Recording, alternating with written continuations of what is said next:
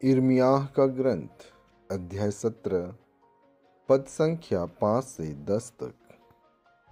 प्रभु यह कहता है, धिक्कार उस मनुष्य को जो मनुष्य पर भरोसा रखता है, जो निरे मनुष्य का सहारा लेता है और जिसका हृदय प्रभु से विमुख हो जाता है।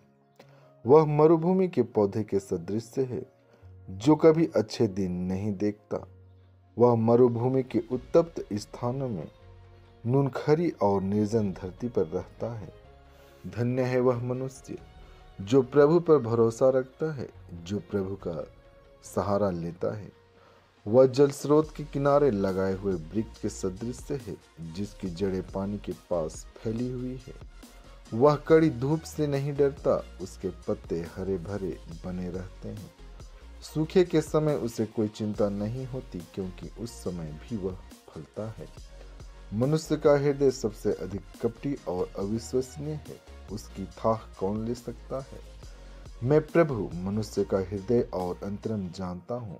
मैं हर एक को उसके आचरण और उसके कर्मों का फल देता हूँ।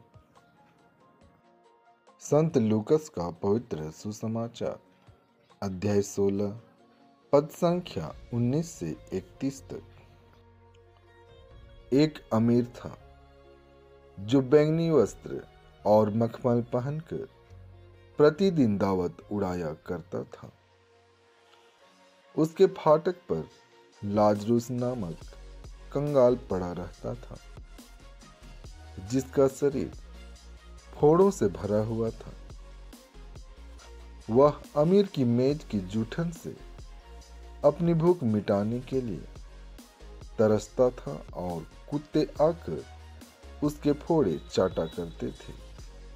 वह कंगाल एक दिन मर गया और स्वर्गदूतों ने उसे ले जाकर इब्राहिम की गोद में रख दिया। अमीर भी मरा और दफनाया गया। उसने अधोलोक में यंत्रणाएं सहते हुए अपनी आंखें ऊपर उठाकर दूर ही से इब्राहिम को देखा और उसकी गोद में लाजरुस को भी।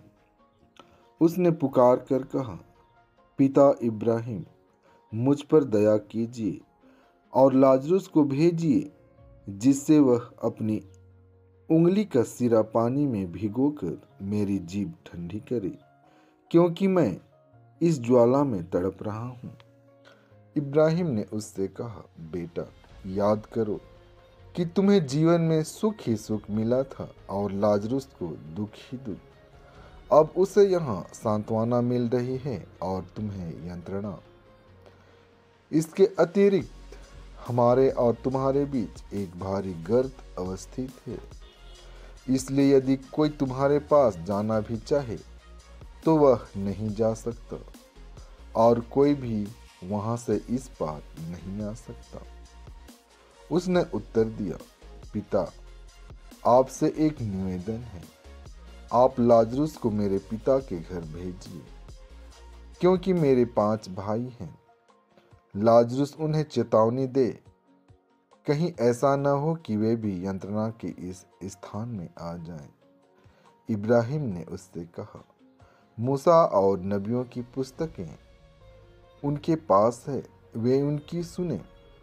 अमीर ने कहा, पिता इब्राहिम, वे कहाँ सुनते हैं, परंतु यदि मुर्दों में से कोई उनके पास जाए तो वे पश्चाताप करेंगे।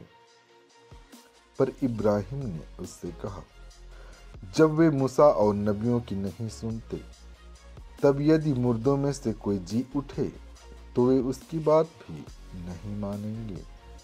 आमीन।